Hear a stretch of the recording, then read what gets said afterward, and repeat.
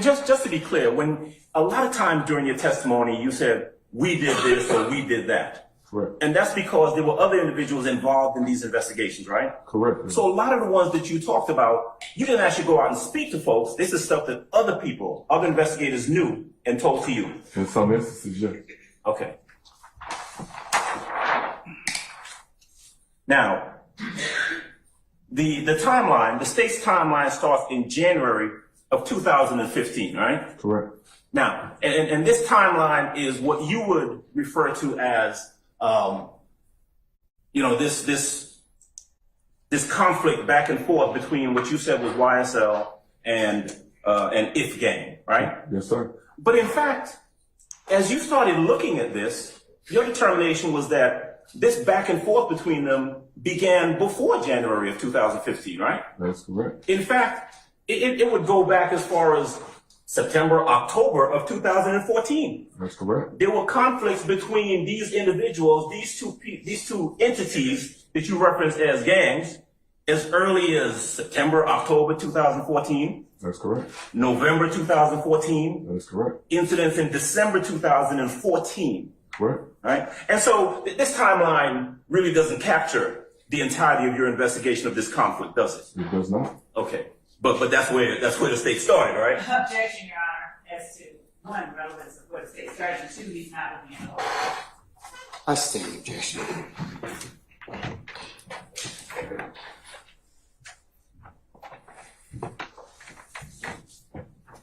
All right. So here's what I'm gonna do. I'm gonna go ahead and go through this timeline, starting from this January 12, 2015 date under where it says timeline, right? Can I speak? Not until you get a question. All right. And what I'm going to ask you to do is when I get to an incident that involves Kenneth Copeland, I want you to go ahead and stop me and let me put a sticky there so we can come back and talk about him. All right? Good? Can I speak? Well, there's no question in front of you right now. That's the question I have. Go ahead, sir. The reason I want to speak is the timeline, if you go to the next page, actually starts January 6th. Okay, that's good. You know what? That's why I'm just trying to help you out. Thank you. That's good too. And frankly, January 6th of 2015 is after September, October of 2014, right? That's correct. So we're still in a position where this back and forth conflict starts back in 2014 as opposed to 2015. Correct. It escalated upon the murder of Donovan Thomas. Right. Myself and my partner were tasked with another investigation, long-term investigation before this. It wasn't until Donovan Thomas got assassinated that we got involved, and then we backtracked as we investigated and learned other information and other incidents that we were aware of, but we didn't know all of this stuff was tied together. Okay. Did you say assassinated? Is that what you said? Yes, I did say assassinated. Okay. And Donovan Thomas was a well-known person in that area, right? In Atlanta, yes. Yes. Okay. And in fact, he had a relationship with Jeffrey Williams, didn't he? He did. Going all the way back in 2014, right? Yes. Okay. Including during the period of time when this back and forth between supposedly IF Gang and YSL is taking place, right? Objection, Judge. Basis. Vagueness. I stand the objection. You can rephrase, sir.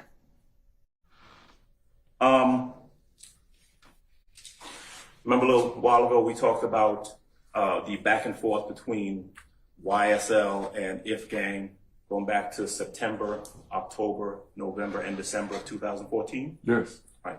Jeffrey Williams and the so-called leader of IF Gang, Donovan Thomas, had a relationship during that period of time, did they not? Objection, Judge. Vagueness. He needs to get a time frame. I stand the objection. All right, how about this? November 14th of 2014, all right? Jeffrey Williams and Donovan Thomas had a relationship, right? An objection, Your Honor, as to vagueness because of the relationship. No specificity. Oh, I stand the objection. Mr. Adams, you might get a better answer by asking him about the relationship between the two of them, the two people you're trying to examine. Tell you what, I got a better way to go about this. How about this? All right. So where's January the 6th? That First one. Where at? To the Right right here? here. Yep. okay. So January 6th, and that's 2015. Right? Correct. All right. Cool. All right. What was it that happened on January 6th? That's the Club Crucial Club thing? Crucial incident. Okay. And in 2000 and the January 6th incident involved Kenneth Copeland, didn't it? Correct. All right, so I'm gonna put that right there.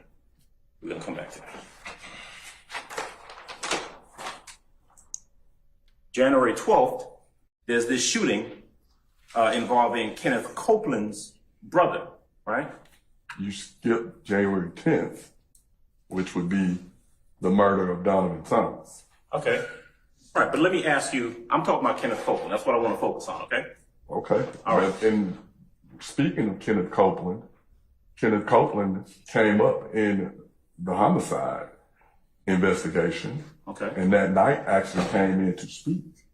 So if we're going to talk about the incidents, I'm going to object. Basis. Hearsay. Overruled, sir. Well, let's do it this way, all right? I'm gonna ask you questions. You answer those questions for me. Good? I'm here for you. All right, there you go. That's what I like. All right, so January 12th, 2015 is a shooting that involves a relative of Kenneth Copeland, correct? Correct. All right. January 13th, 2015 is a shooting that involves Kenneth Copeland's sister, correct? Correct.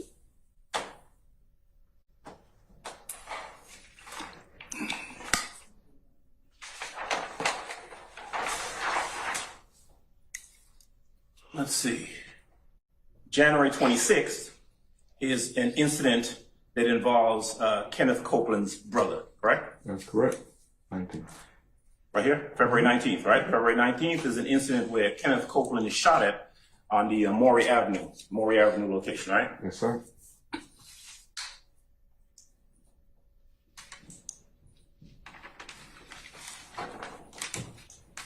And actually, let me ask you something. Before February 19th, there was an incident where you and Gaither went looking for Kenneth Copeland, right? Looking for him? What incident? Well, was there a time when you and Detective Gaither approached Kenneth Copeland and he pulled a gun on you? That is correct. Okay. You would like me to elaborate on it? No, I'm just asking you whether that happened. Because it happened, right? He didn't pull a gun. He attempted. I never met Kenneth Copeland. Okay. And amongst this investigation, just like with everybody else, I never met him. So when we saw him get off the highway, my partner knew him. She said, there you go. I started following. Okay. Based on all this that's going on, he pulled up in front of 322 Glen Street. He didn't know. They've been shooting at him multiple times. Okay. So when we started following him, he pulled off to the side and he looked as if he was pulling a gun. We were plainclothes detectives. I pulled my service weapon because I didn't know if he knew who I was, and I wasn't trying to find out. And the moment that he saw that it was Detective Gaither and myself, yeah, we believe he had a gun. Did we see the gun? No. Okay. But we were in a plainclothes capacity, and 322 Glen Street is a known gang hangout.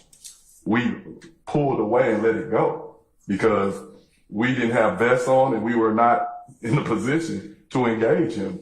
You never engaged them?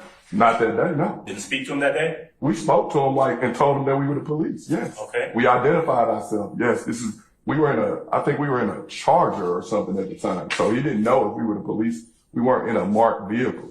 So once we did that, yeah, we let him know that, no, this is us. Like, we know we had to deal with this every day. So we knew what was going on and was very aware of the danger of it all and our actions, my actions, because I was the driver. Okay. So you pull up on him. Looks like he has a gun. You don't know for sure. Correct. You didn't see a gun. I did not. You pulled your gun. I sure did. Right. But that certainly was Kenneth Copeland, right? That definitely was Kenneth Copeland. Okay. Let's see. And so when we go to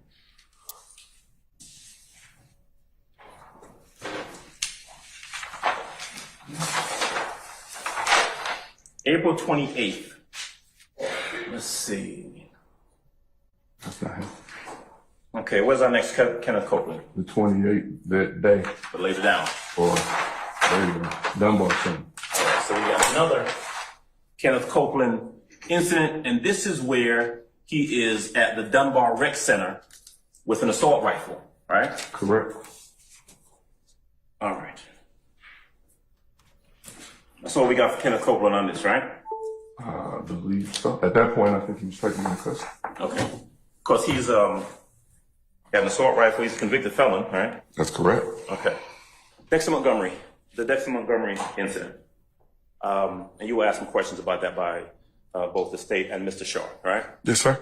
You and Detective Gaither became involved in that investigation, right? Yes, sir. That was after the initial investigator, Robinson, was involved in it, true? That's correct. Did I hear you say earlier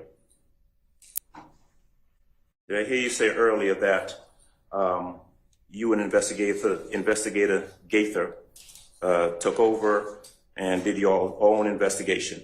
That is correct. And you talked to some people, right? That is correct. With an eye towards trying to determine what the true facts of that case were, right? That is correct. And you did so.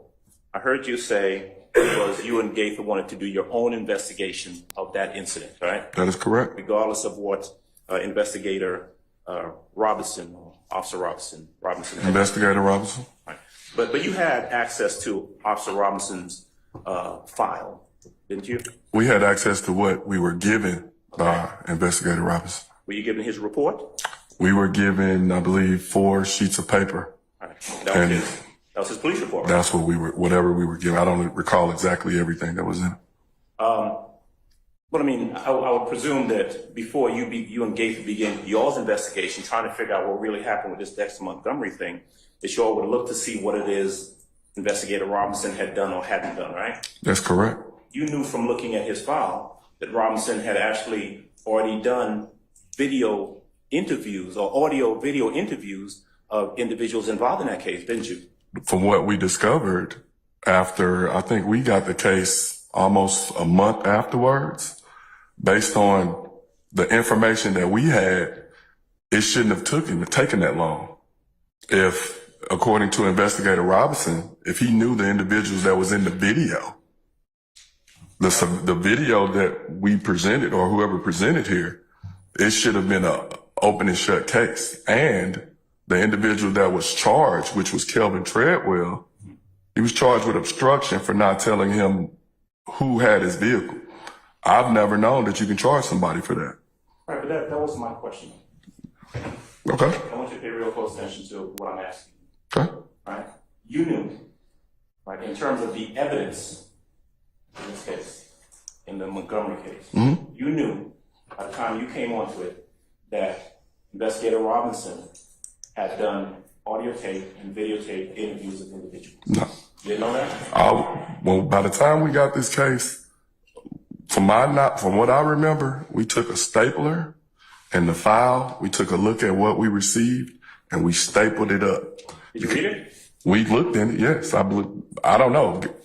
I know we looked at it. Okay. But based on the information that we received, we wanted to do our own investigation so we are aware of everything that happened, so that we are familiar with everything that happened, not on what he was saying. Well, Investigator Robinson is one thing, but witnesses that he would have interviewed, right, who you guys would subsequently interview, you'd want to know what those people said initially to Investigator Robinson, right? Correct. All right, so when you read Investigator Robinson's report, did you see, for example, whether or not he had done interviews with Tina Clark, one of the women in one of the vehicles? I believe he attempted to call her and didn't speak to her or something along those lines. I don't recall him speaking to Tina Clark. Okay. Would it refresh your memory about whether he spoke to Tina Clark? I'm going to object to the Basis. form of the question. Maybe approach briefly. Yes.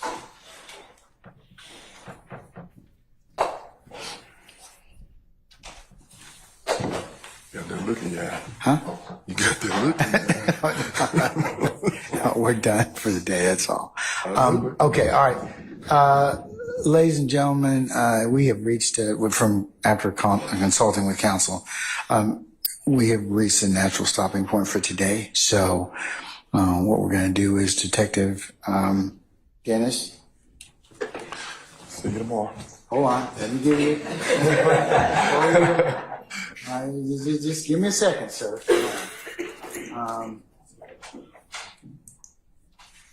You ain't bad. I'm wearing the same suit tomorrow, too. Nah, I got a green suit. I'm wearing just like you. I don't think I'll get your style. Okay, sir, can you be here tomorrow morning for 10:45? Sure. Okay, all right, we'll see you then, okay? All right, don't discuss testimony of invasive attorneys in this case.